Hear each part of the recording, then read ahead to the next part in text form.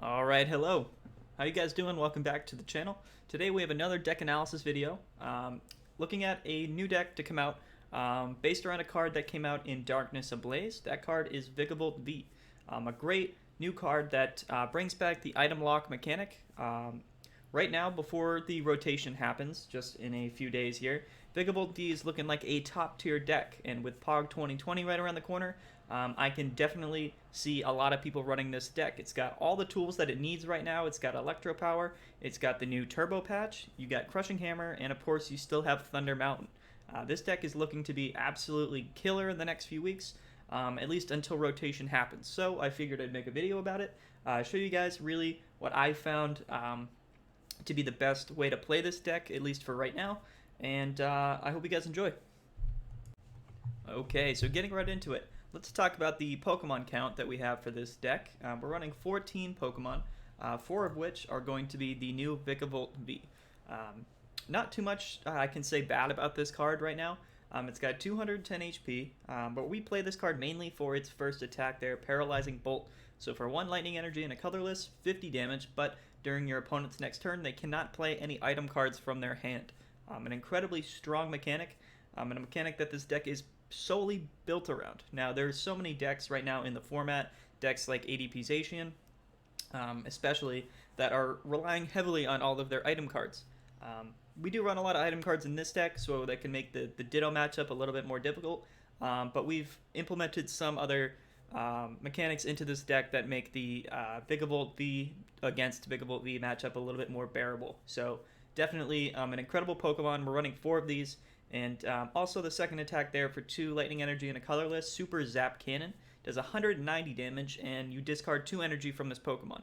So not something you want to be using too often, but again, after you hit them with a few paralyzing bolts, get them up to like 100 damage. If you have an Electro Power in hand, or maybe a couple Electro Powers in hand, you can finish off those VMAX Pokemon with that Super Zap Cannon, and then hopefully by then you've had another Vikavolt V sort of built up with energy on your bench to swap into next turn and keep the things rolling. Next up, we are running 1 Tapu Koko Prism Star. Now, if you're running an electric deck these days, you're going to be wanting to run a Tapu Koko Prism Star. This card is mainly here, or entirely here, rather, for its ability, Dance of the Ancients. So once during your turn before you attack, if this Pokemon is on your bench, you may choose 2 of your bench Pokemon and attach an electric energy from your discard pile to them. If you do, discard all cards from this Pokemon and then put it in the lost zone. So we run this card just to try and get that first turn 2 energy setup on the Vikavolt, and then immediately get into the item lock mechanic. Next up, we are running a Raichu and a Alolan Raichu-GX. So if you've noticed, Vikavolt V is an amazing attacker in its own right, but one thing you'll notice in this deck is that we want to paralyze our opponent while item locking them, and that can be a very, very powerful approach to this deck. Pretty much not allowing your opponent to do almost anything, and making it a lot harder for them to retreat out, of course, without any items, and not letting them attack as they're paralyzed. So we're running a Raichu and a Alolan Raichu, mainly to have at least one of those GX attacks in the deck. Of course, with 5 energy on this Pokemon, with Lightning Ride GX, you can get that 150 damage up to 250 damage, and when you do this, you actually switch out the Pokemon with one of your bench Pokemon also. So that can be really good as a kind of a hit and run technique, but that first attack is also really good too. So we're running, it's running Tandem Shock there for 2 Lightning Energy and a colorless, so 80 damage, but if this Pokemon was on your bench and became your active Pokemon this turn, this attack does 80 more damage, and your opponent's active Pokemon is now paralyzed. So for 3 energy, a very useful attacker in this deck, and also, you know, a really important tool to paralyze your opponent's Pokemon. But that's not also the only way we're running paralysis in this deck, and you'll see that in a minute. Of course, we're running 1 Dedenne-GX, an electric type Pokemon, great draw support. If you don't know already, we're running it for its ability Dedenne Change. So you play this Pokemon from your hand onto your bench during your turn. You may discard your hand and draw 6 cards, and you can't use this ability more than once per turn. But a really strong Pokemon to be able to slap onto your bench and be able to discard your hand and draw 6 new cards, maybe draw into that Tapu Koko, or a Quick Ball to find the Tapu Koko, or even drawing into a Thunder Mountain, which can really set you up early in the game. We are also running one Crobat V, just because to give your deck some sort of like some consistency in your draw support. So Dedenne is kind of a weak Pokemon in terms of its HP. It's only got 160. Crobat has 180, which makes it a little bit harder for it to knock out on the bench, meaning you're safe from those Pikachu and Zekroms, and you're also safe from those Cramorant Vs that might be able to snipe you on your bench with Crobat. But we run it for its ability as well, Dark Asset, whatever you want to pronounce that as. When you play this Pokemon from your hand onto your bench during your turn, you may draw cards until you have 6 cards in your hand. So very similar to Dedenne, except you don't discard your hand, you just draw until you have 6. But because these are 2 different Pokemon, if you had to, you could use a Crobat and a Dedenne in one turn. So that's kind of one reason why we're running one of both. Now on to the support all-star of this deck, which is going to be Amoonguss as well as Foongus. So, taking a look at the Amoonguss card here. Oh, sorry, one moment, guys. I'm getting a phone call. All right, guys. Sorry about that. Getting right back into it. So, we're running an Amoonguss and a Foongus. So, Amoonguss here, it's got 100 HP, Stage 1 Pokemon. But we run it for its ability, Bursting Spores. So, whenever you play a Pokemon that has a Spore attack from your hand during your turn, you may leave your opponent's active Pokemon asleep and poisoned. Also, a really good way to lock your opponent into its active spot while item locking them with Vikavolt. So the idea here is, since we're running 2 Amoonguss and we're running 3 Foongus, the idea is to get the Foongus onto your bench, evolve it into the Amoonguss, and then you have 2 more Foongus in your deck to play back onto your bench and then get that sleep and the poison. So it can be a very, very useful tool combined with the item lock. So we're running 3 Foongus and then 2 Amoonguss, and we're also running a Zeraora-GX, which, of course, has its own kind of useful tools in its own right. So its ability, Thunderclap Zone. Each of your Pokemon that has any electric type energy attached to it has no retreat cost, which is the main reason why we're running this card. Also, its attack there, Plasma Fists. This Pokemon cannot attack during your next turn, but 160 damage for 2 lightning energy and a colorless can be a decent secondary option for an attacker to get those knockouts. But mainly running it for its ability to give your Pokemon free retreat. Alright, that's it for Pokemon. Let's get into the items. So we're running 4 Crushing Hammers. We're running the Crushing Hammers mainly because they go hand in hand with the item lock ability. So being able to item lock your opponent with Vikavolt and then just keep hitting him with Crushing Hammers, getting rid of his energy, makes it a lot harder for him to have what it takes to just retreat out into a Pokemon that can keep him from getting knocked out. So Crushing Hammer is a really good card, a really good toolkit item there to run with the item lock mechanic with Vikavolt. Next up, of course, we're running 4 Electro Powers. So, like I said, Vikavolt isn't a great attacker, but with 4 Electro Powers in your deck, you should be able to get the knockout on some VMAX Pokemon or some of those more bulky Pokemon V. Getting those prize cards is the name of the game. That's how you win the game. So being able to get those knockouts is very important in this deck. Yes, the item lock mechanic is really useful. It's really important. But if you can't get the knockout, then you're not going to win the game. So that's why we run 4 Electro Powers. Next up, we're running 2 Great Balls, as well as 4 Quick Balls. We run the 2 Great Balls because we do have the Amoonguss in the deck, which can be pretty important in some matchups. So having some way to find Pokemon that aren't only basic Pokemon is very important. So we are running 2 Great Balls as well as 4 Quick Balls. Of course, the majority of our deck is basic Pokemon, so Quick Balls are not a bad tool to find Pokemon, especially finding the Vikavolt, finding the Dedenne, or finding the Crobat whenever you need it. Next up, we run 1 Reset Stamp. I don't really see a need for running more than 1 Reset.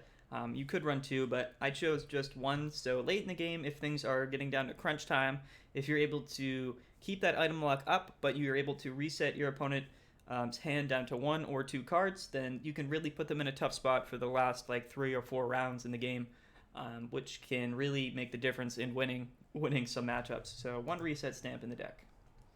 We run 2 Scoop Up Nets. The reason we run a Scoop Up Net is because we only have so much bench space, right? And with the Amoonguss, we have to play Foongus onto our bench to get that sleep and get that poison in your opponent's active Pokemon. And we don't really want to keep playing 2-3 Foonguses onto the bench and polluting our bench with Foongus.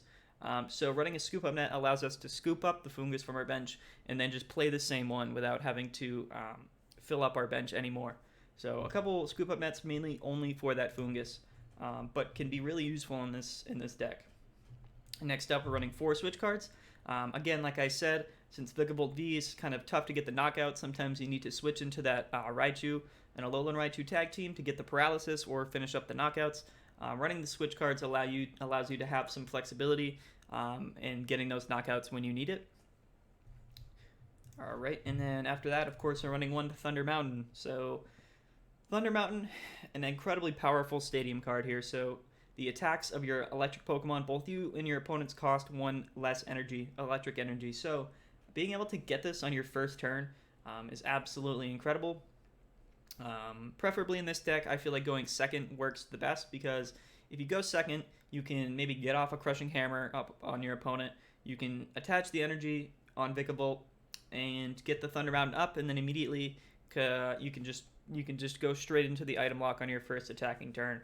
So definitely very important to have Thunder Mountain, and of course, obviously with the Alolan Raichu, being able to get the knockout without attack, or being able to get the paralysis for just 2 energy is just very, very powerful. So of course, running 1 Thunder Mountain, a card that is rotating out soon along with Electro Power, but for now, very important card that makes this deck one of the best decks in the format.